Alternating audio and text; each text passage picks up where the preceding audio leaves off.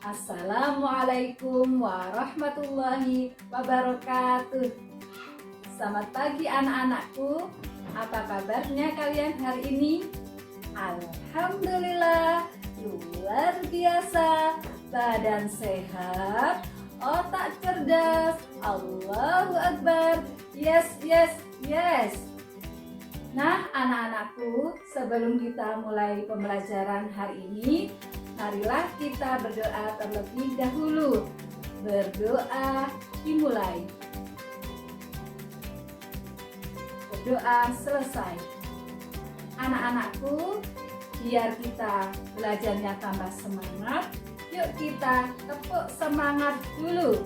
Tepuk semangat. Semangat.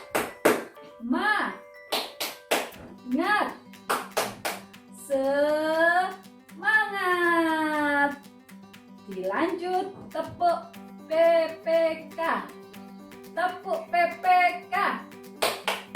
Religius, nasionalis, mandiri, gotong royong, integritas. Anak-anakku, hari ini kita akan belajar tema 8, subtema 2, pembelajaran ke-1. Tujuan pembelajaran hari ini adalah 1. Melalui kegiatan membaca, siswa dapat menggali sekurang-kurangnya 3 informasi peristiwa yang terdapat pada teks siklus air tanah. 2. Melalui kegiatan menggali informasi, siswa dapat membuat kesimpulan urutan peristiwa yang terdapat pada teks siklus air tanah. 3. Melalui pengamatan video, siswa dapat mengemukakan urutan siklus air tanah. 4. Melalui penugasan sesuai LKPD, siswa dapat mengidentifikasi 3 faktor yang mempengaruhi siklus air tanah. 5. Melalui percobaan, siswa dapat melakukan pengujian terhadap salah satu faktor yang mempengaruhi siklus air tanah. Coba kita perhatikan gambar berikut. Gambar pertama adalah gambar banjir. Gambar kedua adalah gambar kekeringan.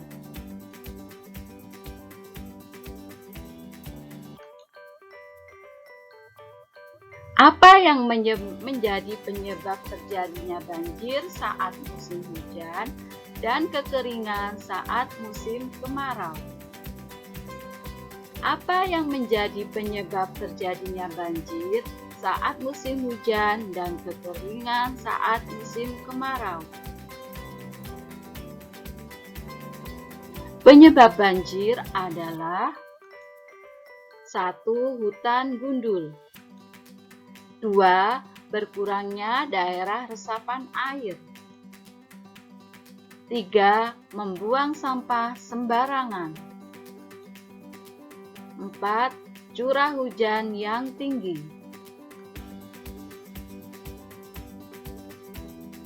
Penyebab terjadinya kekeringan adalah 1. Kemarau panjang. 2. Global warming atau pemanasan global. 3. Minimnya daerah resapan air. 4. Kerusakan hidrologis. Bacalah teks bacaan siklus air tanah di bawah dan cobalah untuk menggali informasi peristiwa yang terdapat pada teks bacaan tersebut.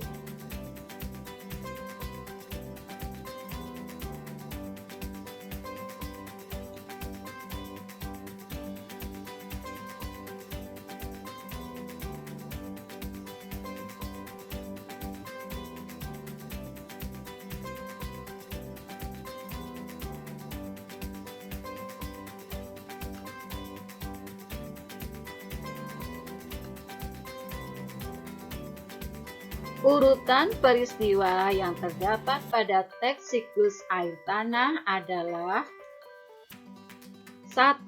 Air bergerak meninggalkan tanah ke udara, selanjutnya air turun lagi ke tanah dalam bentuk air hujan. 2. Air cadangan akan selalu ada apabila daerah peresapan air selalu tersedia. 3. Keberadaan hutan sangat penting karena hutan sangat berperan dalam penyimpanan air.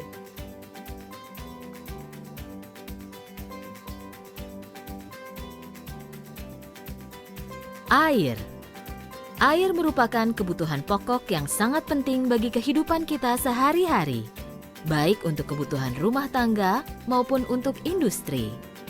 Dalam usaha kita untuk mencari sumber air yang bisa diandalkan, air tanah muncul sebagai primadona.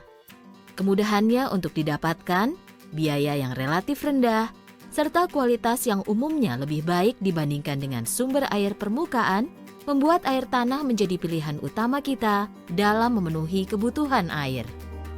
Ternyata, di balik semua kemudahan dan keunggulan yang dimiliki oleh air tanah, terdapat hal-hal yang harus kita perhatikan. Salah satunya adalah, air tanah seharusnya menjadi pilihan terakhir dalam memenuhi kebutuhan air kita. Selain itu, pemanfaatan air tanah memberikan kita tanggung jawab besar. Apakah tanggung jawab tersebut? Untuk bisa menjawab pertanyaan ini, kita dapat memulainya dari mempelajari siklus air. Selayaknya jenis air lain, air tanah adalah bagian dari sebuah siklus besar yang terjadi di dunia ini. Siklus dimulai ketika air di laut dan sumber lain dipanaskan oleh matahari, sehingga menguap dan membentuk awan. Awan tertiup menuju daratan dan menurunkan air hujan. Air ini kemudian sampai di permukaan dan menjadi beragam jenis air. Sebagian mengalir menuju laut dan badan air lain, sedangkan sebagian lagi masuk ke tanah melalui celah dan pori pada tanah dan batuan di titik resapan. Air yang meresap ini kemudian bergerak mengisi akuifer-akuifer pada cekungan air tanah. Di Provinsi Jawa Barat sendiri, terdapat 27 cekungan air tanah ini yang terdiri dari 8 cekungan air tanah lokal, 15 cekungan lintas kabupaten atau kota, dan 4 cekungan lintas provinsi. Proses bergeraknya air dari zona resapan menuju zona lepasan pada cekungan air tanah memakan waktu yang sangat lama. Sebagai contoh, air tanah di Kota Bandung saat ini berasal dari daerah Bandung Utara ratusan tahun yang lalu. Lamanya waktu yang diperlukan untuk melakukan hal tersebut membuat air tanah menjadi salah satu sumber daya alam yang tidak terbarukan dalam rentang waktu usia manusia. Selain lamanya waktu untuk diperbaharui, kondisi air tanah juga berkaitan erat dengan kondisi lingkungan di sekitarnya. Sebagai contoh, air tanah yang diambil berlebihan dapat menyebabkan penurunan permukaan tanah yang dapat merusak bangunan di atasnya. Sementara zona resapan yang rusak menyebabkan air hujan yang seharusnya meresap menjadi air tanah berubah menjadi banjir yang merugikan kita semua. Melihat besarnya minat penggunaan air tanah, lamanya air tanah diperbaharui, dan keterikatannya dengan kondisi lingkungan sudah menjadi tanggung jawab kita semua untuk melestarikannya, demi memastikan sumber daya ini dapat terus dimanfaatkan kini dan nanti. Caranya adalah melalui proses pengaturan penggunaan dan proses konservasi.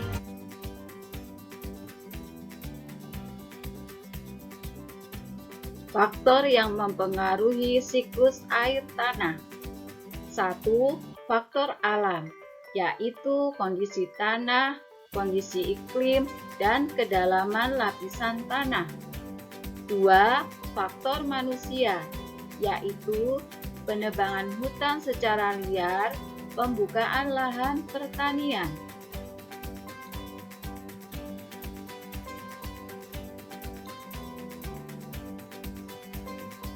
Ayo kita mencoba. 1. Siapkan air, batu bata, bongkah-bongkahan batu, dan 2 buah wadah di misalnya loyang. 2. Pada satu loyang letakkan batu bata, pada loyang lain letakkan bongkahan-bongkahan batu. 3. Tuangkan air ke dalam loyang setinggi 5 cm, diamkan selama lebih kurang 1 jam. 4. Setelah 1 jam, amati tinggi air pada setiap loyang.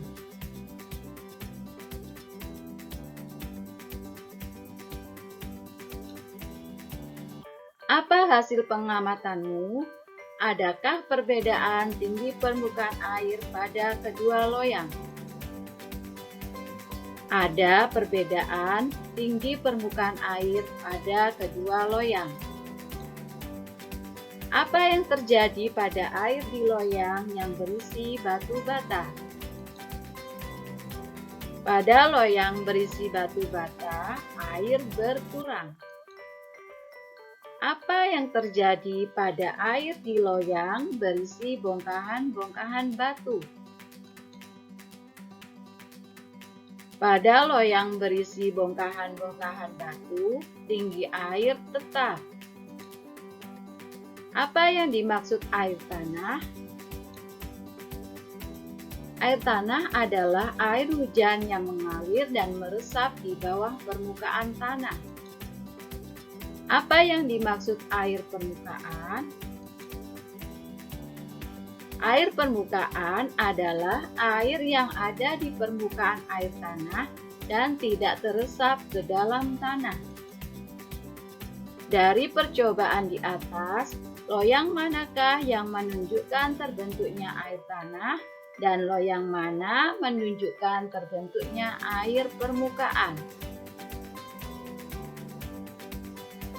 Loyang berisi batu bata menunjukkan terbentuknya air tanah. Batu bata terbuat dari tanah liat yang dapat menyerap air, sedangkan loyang yang berisi bongkahan-bongkahan batu menunjukkan terbentuknya air permukaan karena batu yang tidak dapat menyerap air.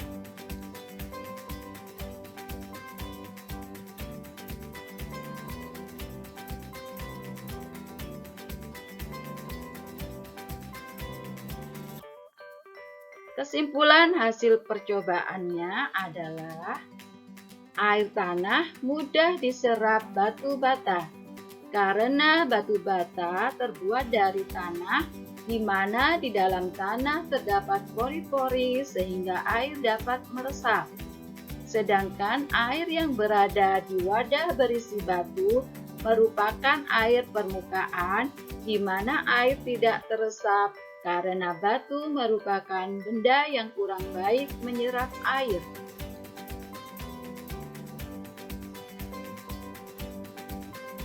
Demikian materi yang dapat Bu Guru sampaikan, semoga bermanfaat.